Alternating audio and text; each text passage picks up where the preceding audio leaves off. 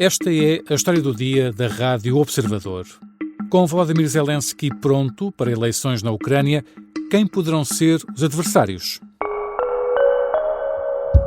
Well, yeah, I think it's time. I think it's an important time to hold an election. You know, they're using war not to hold an election, but I would think the Ukrainian people would, should have that choice, and maybe Zelensky would win. I don't know who would win, but they haven't had an election in a long time. You know, they talk about a democracy, but it gets to a point where it's not a democracy anymore. Donald Trump deixou o aviso. A Ucrânia deve realizar eleições. O presidente norte-americano considera que Kiev tem estado a usar a guerra para não convocar qualquer ato eleitoral e diz que se pode chegar a um ponto em que já não há democracia. Na resposta, Volodymyr Zelensky voltou atrás e disse estar disposto a realizar eleições no prazo de 90 dias, caso os parceiros ocidentais ajudem a garantir a segurança. O certo é que, atualmente, está em vigor a lei marcial devido à invasão russa, o que impede a realização do ato eleitoral. Vou conversar com José Carlos Duarte. É jornalista da secção de internacional do Observador sobre os possíveis adversários de Zelensky caso haja eleições na Ucrânia. Eu sou o Luís Soares e esta é a história do dia de segunda-feira, 15 de dezembro. Bem-vindo, José Carlos Duarte. Olá. José, importa perceber primeiro porque é que neste momento não estão previstas eleições na Ucrânia. Sim, neste momento não estão previstas eleições, apesar de haver já aqui uma data. O presidente Zelensky fala que poderá haver eleições daqui a 60 a 90 dias, mas isso não é líquido que aconteça. A Ucrânia deveria ter tido eleições se tudo fosse normal, não é? Se tudo fosse normal, se não tivesse havido uma guerra, em maio de 2024, que era quando expirava o mandato do atual presidente Volodymyr Zelensky. Por causa da lei marcial em vigor, a Constituição ucraniana proíbe a realização de atos eleitorais. Portanto, não pode haver eleições na Ucrânia. Há várias questões logísticas que o impedem, por exemplo, quem vai votar, que pessoas é que vão votar. Com que segurança também. Com que segurança é que vão votar, a questão das regiões ocupadas, será que essas pessoas ainda vão contar nos boletins eleitorais? Portanto, há aqui uma série de questões que durante uma guerra é muito difícil precisar e é por isso que a Constituição ucraniana proíbe eleições. Mas as coisas têm estado a alterar-se, não é? E há essa abertura mostrada por Zelensky para convocar eleições, perante, no entanto, algumas condições.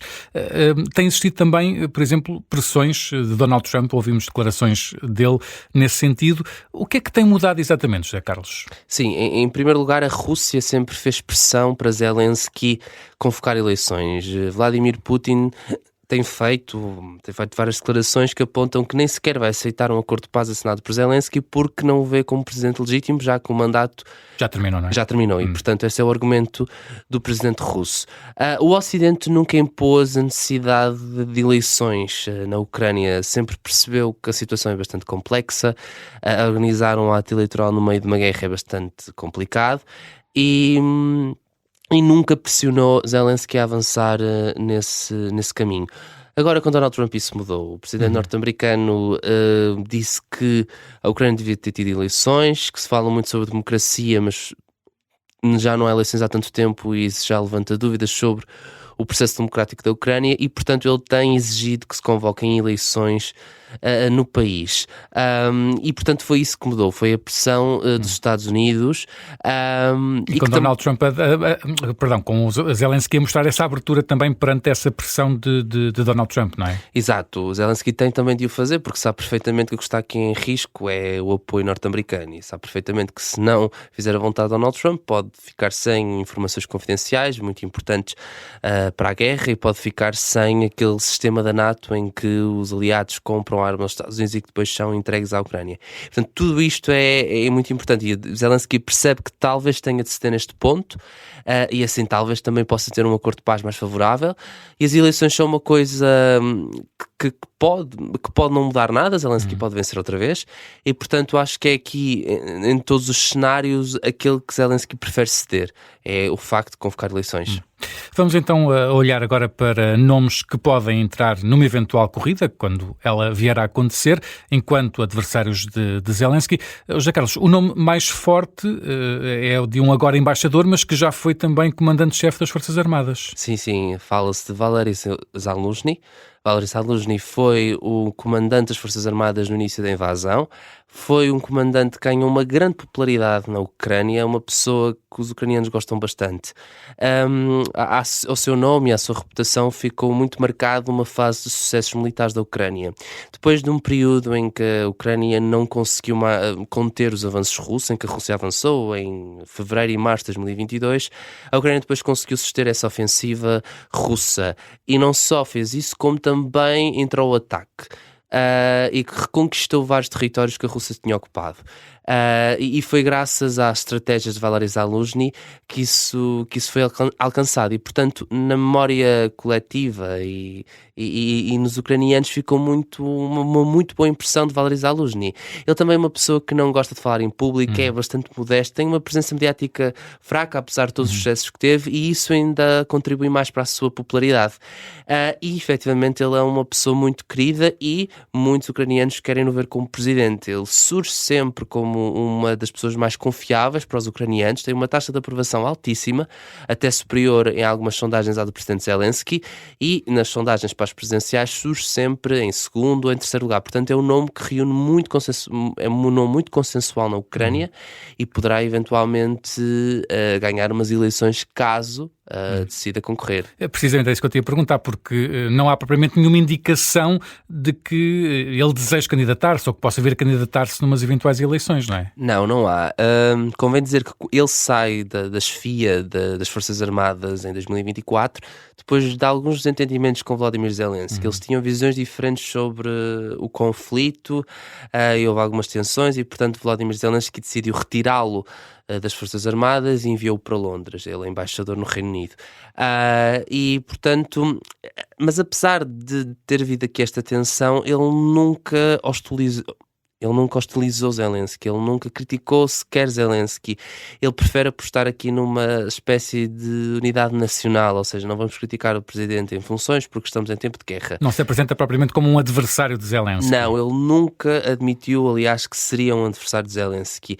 Ele dá sempre respostas ambíguas quando é questionado, porque ele sabe perfeitamente que existe essa expectativa que ele se candidate, e as respostas dele são muito vagas, muito ambíguas, do género, se eventualmente houver paz, posso candidatar-me, mas as condições nunca são bem claras. Várias fontes próximas dele dizem que ele candidata sim se Zelensky não avançar. Ou seja, apenas se o atual presidente não quiser recandidatar-se é que Zaluzhny entra como alternativa e provavelmente seria o grande vencedor nesse cenário.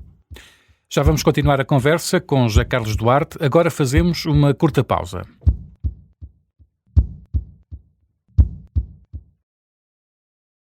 Estamos de regresso à conversa com José Carlos Duarte. Podemos esperar também um regresso de figuras da política ucraniana, José Carlos, como, por exemplo, a do antigo presidente Petro Poroshenko, também, eventualmente, da antiga primeira-ministra Yulia Tymoshenko. Podemos ver aqui algum regresso de alguma destas figuras? Sim, poderá haver, eventualmente, mas isto ainda está sempre aqui um grande sentimento de incerteza, claro. E que é uma incógnita.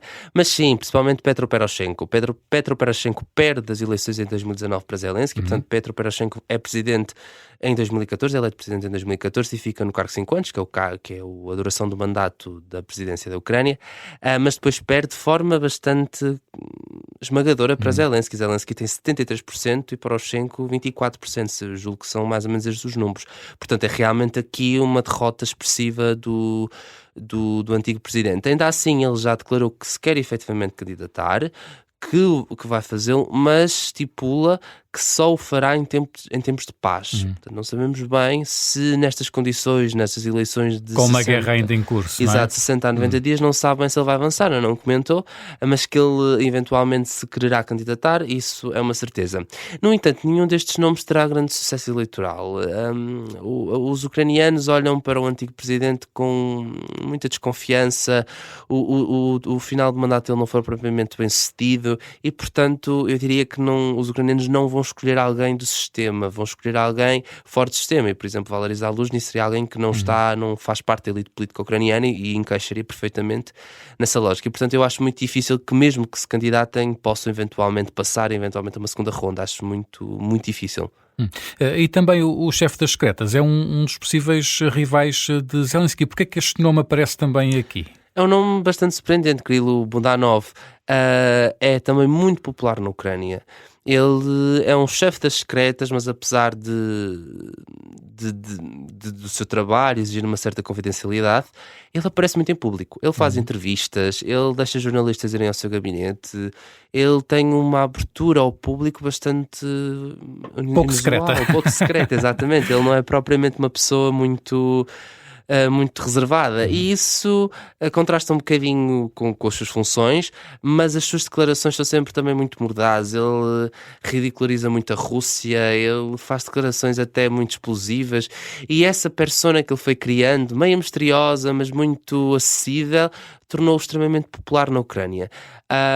E depois, em certas ofensivas, em certos momentos em que a Ucrânia consegue alguns ganhos face à Rússia, ele também aparece aqui como o rosto por trás da estratégia atual da Ucrânia, e portanto há aqui um certo consenso em redor do seu nome. Mas o que é facto é que ele nunca expressou, nem nunca se manifestou no sentido que se vai candidatar à presidência. Ele nunca nem sequer é questionado sobre isso, porque é uma pessoa que neste momento tem um cargo bastante importante. E muito específico. E, portanto, pouco se imaginam. Mas o que é facto é que o nome dele aparece nas sondagens, atrás de Zelensky e Zaluzhny está Budanov, e, portanto, se decidir eventualmente candidatar-se, pode ter aqui algum capital político. Mas ele nunca referiu essa possibilidade, e depois ele é muito chegado a Zelensky. Zelensky e Budanov tem uma relação muito próxima. Budanov é muito próximo do núcleo duro do presidente, e portanto eu duvido muito de que se Zelensky estiver a concorrer, ele vai concorrer contra ele, porque eles são realmente próximos. Portanto,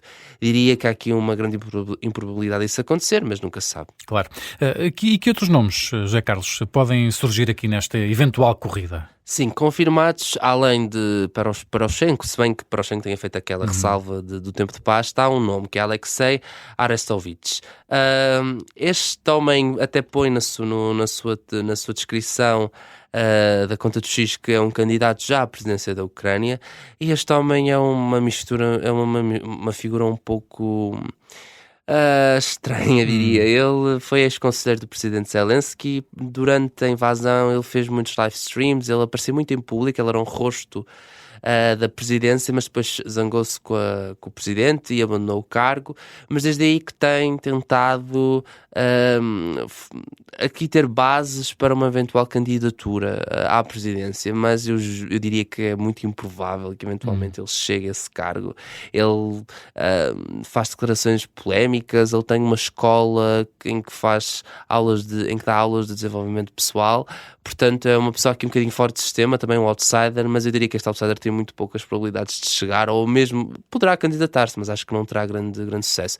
Outros nomes, ainda que não se saiba muito bem também se vai avançar, é Andriy Beletsky. Este nome está ligado à extrema-direita ucraniana, é um nome menos, diria, centrista do que os restantes, e ele foi fundador do Batalhão Azov, um batalhão que ainda está a combater na Ucrânia, que ainda existe e que teve grande preponderância no início da invasão, principalmente durante o cerco a Mariupol. Portanto, foram os paramilitares do Batalhão Azov que defenderam a cidade, e este homem já sinalizou que poderá candidatar-se, a representar um espaço ideológico diferente, mas também nunca confirmou. Portanto, também há aqui uma certa incógnita sobre se vai ou não avançar.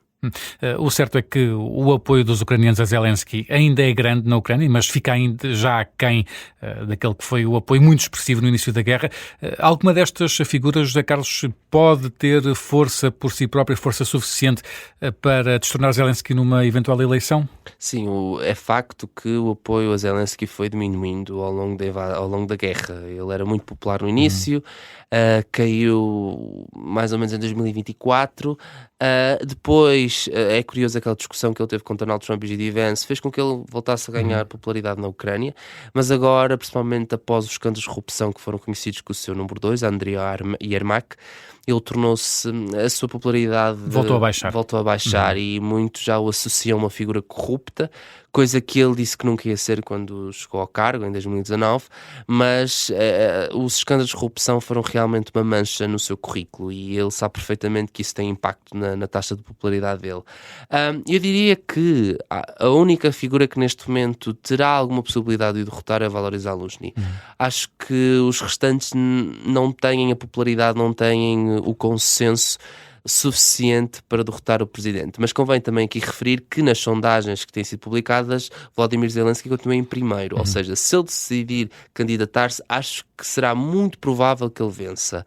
Se ele decidir não candidatar-se, acho que Keval Zaluzhny poderá mesmo ganhar as eleições, porque é uma pessoa extremamente popular na Ucrânia e há aqui uma espécie de dívida, eu diria até de gratidão, pelo aquilo que ele conseguiu enquanto foi chefe das Forças Armadas. Estamos a falar de um país em tempo de guerra, portanto, há aqui uma relevância das suas funções bastante grande. As suas funções ganham aqui algum peso enquanto comandante das Forças Armadas, e depois porque manteve sempre uma certa lealdade à presidência, mesmo tendo zangado com Zelensky, mesmo tendo sido afastado, ele nunca criticou diretamente, ele nunca tentou dividir, ele foi sempre uma figura que tentou ser consensual, e acho que isso, numa eventual ida às urnas, será valorizado. Porque lá está, o Zelensky pode ter defeitos, Zelensky pode ter-se ficado um bocadinho manchado com os escândalos de corrupção, mas o que é facto é que continua a ser um presidente relativamente popular e que conduz um país em tempo de guerra, e acho que os ucranianos entendem perfeitamente que é uma tarefa bastante difícil, e portanto, tendo em conta que o Zaluzhny nunca só pôs a Zelensky, acho que isso é uma estratégia bastante inteligente para se um dia ele quiser ser presidente. Vamos ter que aguardar para perceber exatamente quando é que haverá eleições e quem se candidatará. Obrigado, José Carlos Duarte. Obrigado. José Carlos Duarte é jornalista da secção de internacional do Observador. Nesta história do dia deixo ainda 3 coisas a marcar este início de semana. A caminho das presidenciais, hoje é dia de debate entre Henrique Gouveia Melo e André Ventura. Um dos frente a frente que gera maior expectativa está marcado para as 9 da noite na RTP. Na Madeira, arranca o debate sobre o orçamento da região para o próximo ano. A discussão vai durar 3 dias. O documento tem aprovação garantida com os votos do PSD e do CDS. Os ministros dos Negócios Estrangeiros dos 27 reúnem-se em Bruxelas. O conflito entre Rússia e Ucrânia, o Médio Oriente, mas também a relação com a China, são temas que vão estar em discussão no encontro presidido pela chefe da diplomacia da União Europeia, Kaja Kallas. Esta foi a história do dia. O som que ouvimos no início do programa é de uma entrevista ao jornal Político. A sonoplastia é do Artur Costa. A música do genérico é do João Ribeiro. Eu sou Luís Soares. Até amanhã.